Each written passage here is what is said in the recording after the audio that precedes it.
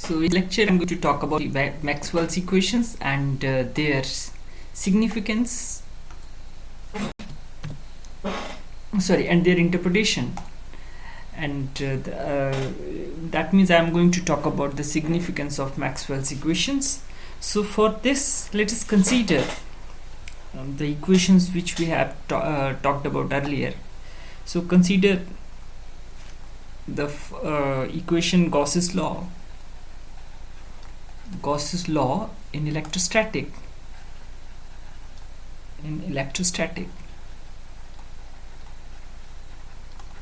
So this can be written as del dot E is equal to rho over epsilon naught, where rho is the volume charge density. And let us consider another equation that we call as Gauss's law in magnetism, means del dot B is always 0. This is second equation. And third equation, that is Faraday's law, and this can be written as that del cross E is equal to minus curly B over curly T, and say this is equation number 3. Now consider Ampere's law with Maxwell's correction. Ampere's law with Maxwell's correction, it is del cross B is equal to mu naught J plus mu naught epsilon naught curly E by curly T. This is equation number 4. So these 4 equations collectively known as Maxwell's equations.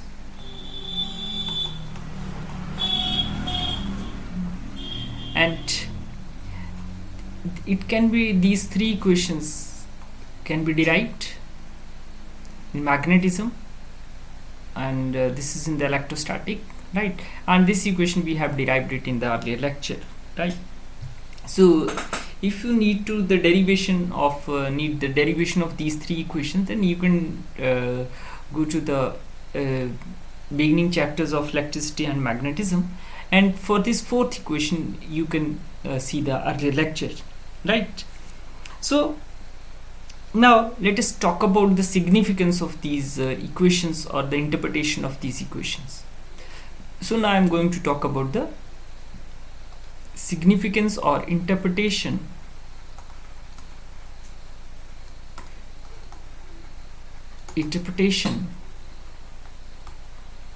of Maxwell's equations. So first of all, let us consider the first equation. So Maxwell's first equation, and let us call it as Gauss's law. So let us recall this, that del dot E is equal to rho over epsilon naught. Also, since we know that epsilon naught E is also known as D, and this is known as displacement vector, right? So therefore this equation can also be written as del dot D is equal to rho. Now if we take integral over volume, or integrating over V, integrating both sides over volume, then it can be written as volume integral of del dot D is equal to volume integral of rho. And what this represents, it represents, if we take the volume integral of volume charge density, it gives us the total charge in that given volume. And if I apply Gauss's divergence theorem over this part, means if I over this part I will apply Gauss's divergence theorem, then this volume integral can be converted into the surface integral. So that means I can write down it as the closed surface integral d dot ds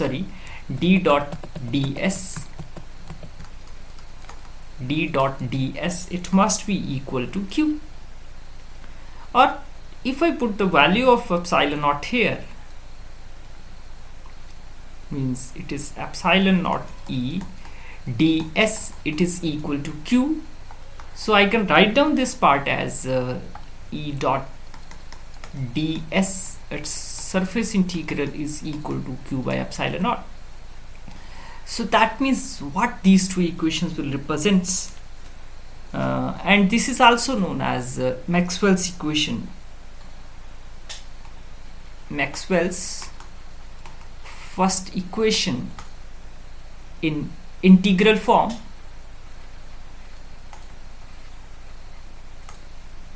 So what these two equations will represent, let us have a look at that. So this represents the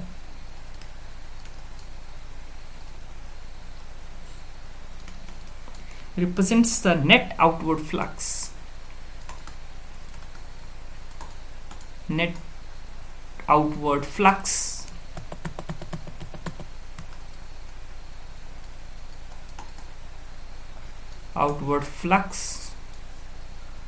of electric displacement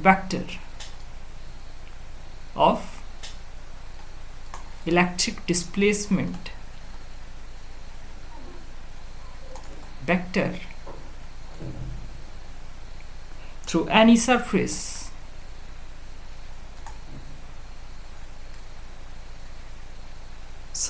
enclosing a volume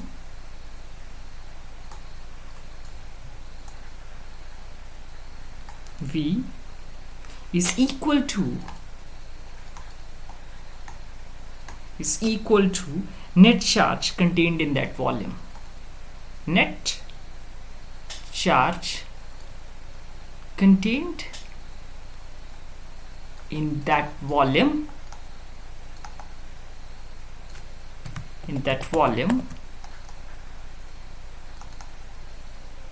so that means this equation represents this one, right? So this is the interpretation of this one, or we can find out the net volume, or it is used to find out the net volume, right?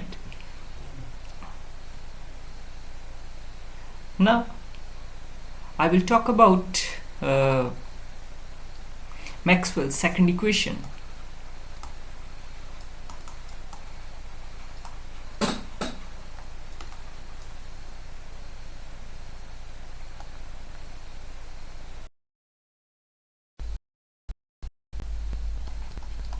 Del dot B is equal to 0. So this is Maxwell's second equation, and if we integrate this over volume,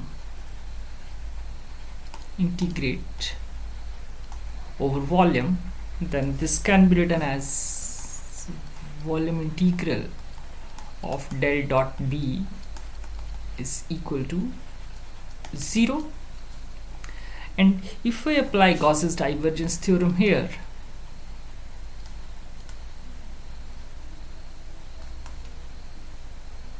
then what I'm getting that it is B dot ds, it's a closed surface integral, it again comes out to be 0. And this equation signifies that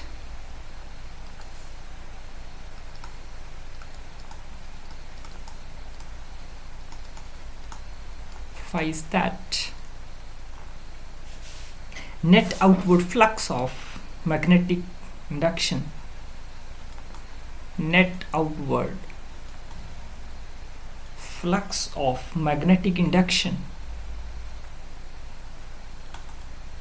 the magnetic field through any closed surface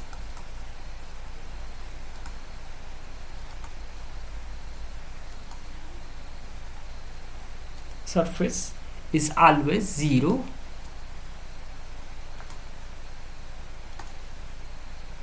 In other words, we can say that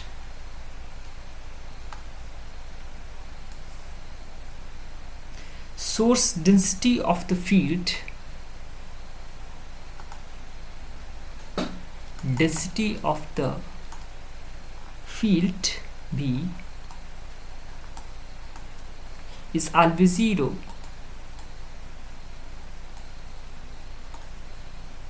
This means that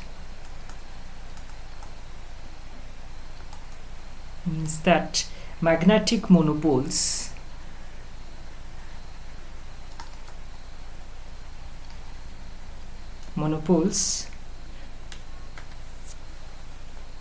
cannot be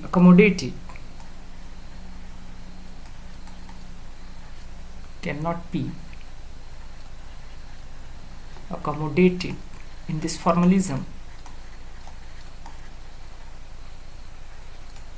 That is,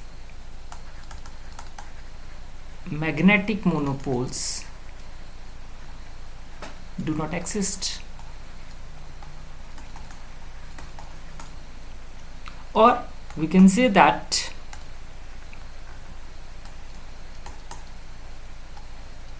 B is a solenoidal field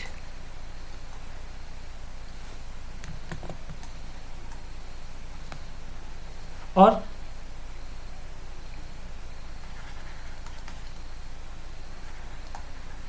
lines of B are closed loops. So these are the few things which we are interpreted out of these out of this Maxwell's second equation. Now I will talk about the Maxwell's third equation, that is Faraday's law.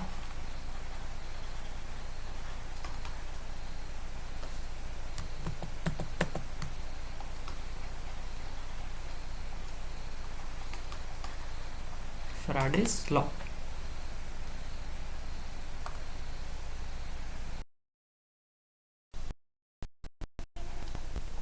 Del cross E is equal to minus curly B over curly T. Now let us take the surface integral on both sides. Integral on both sides.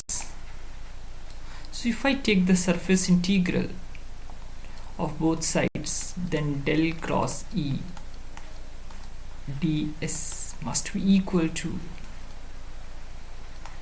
curly B over curly T. It's surface integral, right? And let us apply Stokes' theorem over this part. So if I apply, then it will convert the surface integral into the closed line integral. So it can be written as closed line integral of electric field must be equal to minus curly over curly T can be written as like this, and this can be written as curly B over B dot ds, right? And this part, surface integral of this part, is known as magnetic flux, right? So it is phi B. So that means I can write down this as E dot dl is equal to minus curly phi B over curly T, right? And this equation signifies that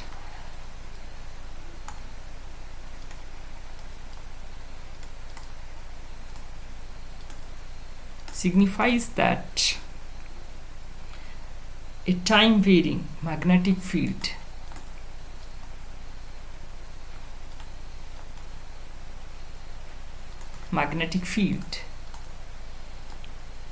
produces an electric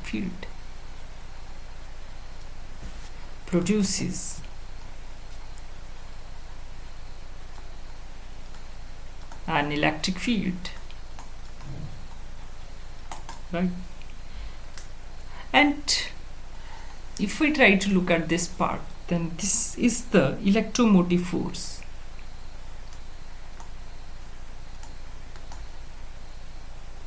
due to electric field.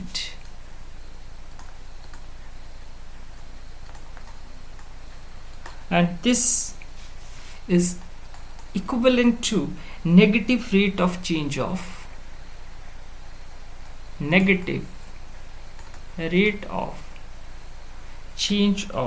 magnetic flux. So this is the interpretation of this third equation, and the equations which we are getting here, it is the integral form of Maxwell's third equation, right? Now let us talk about the Maxwell's fourth equation.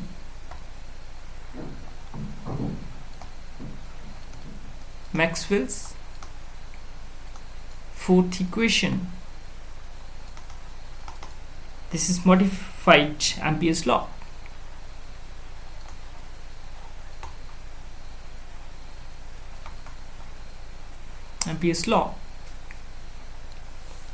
So this is del cross B is equal to mu naught J plus mu naught epsilon naught curly E over curly T. And it can also be written as mu naught J plus mu naught curly epsilon naught E over curly T, and this is the displacement vector D. So therefore I can write down this as mu naught J plus mu naught curly D over curly T. And let us take the surface integral on both sides. So if I take surface integral, then this can be written like this, and it is mu naught J ds plus mu naught epsilon naught curly E over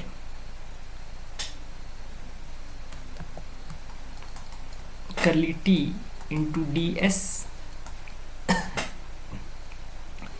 So let us apply Stokes theorem over here.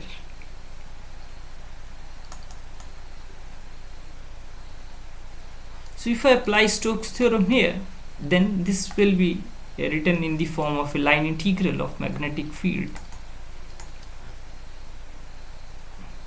This must be equal to mu naught can be taken outside, it is J dot ds, that's surface integral, plus similarly mu naught epsilon naught curly E over curly T into ds, right? So that's what we write now. So it is the integral form of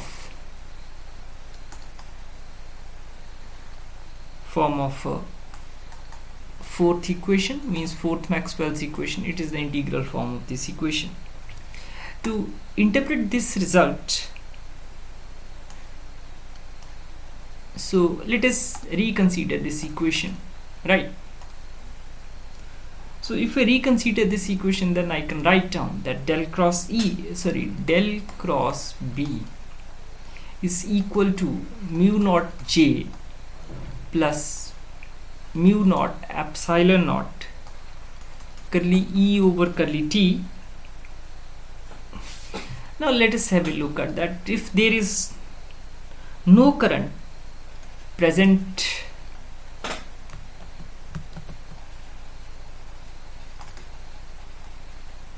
in that case, this J is equal to 0. If this will be equal to 0, then this equation can be written as that del cross B is equal to mu naught epsilon naught curly E by curly T in that case. So therefore I can write down it as del cross this 1 over C square curly E by curly T, right? Because how I have written it as, because as I know that mu naught epsilon naught is equal to 1 by C square, or I can say that C square is equal to 1 by mu naught and this one, or I can say that C is equal to 1 over mu naught epsilon naught under square. This is the relationship between this, right? So this is the equation which I am getting. Now let us recall Maxwell, or let us sum up Maxwell's third and fourth equation. Third and fourth equation, and what these two equations will signify. The third equation is del cross E is equal to minus curly B over curly T, and another equation is del cross B is equal to 1 by C square curly E by curly T. These are the two equations which we are getting, except this negative sign and 1 over C square. These two equations look similar and are similar or symmetrical, or in other words I can say that these two equations are symmetrical in E and B, symmetrical in E and B. Thus these two equations shows that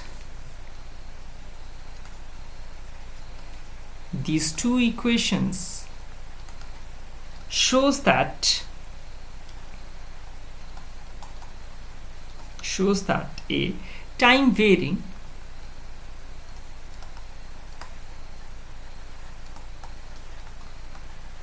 magnetic field produces electric field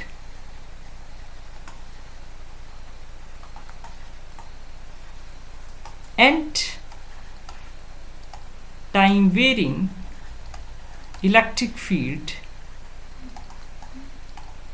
produces magnetic field.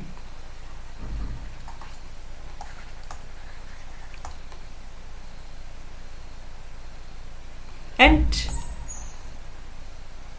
to arrive at this conclusion that one field produces, and a change in one field produces another field, the important role plays the concept of displacement current.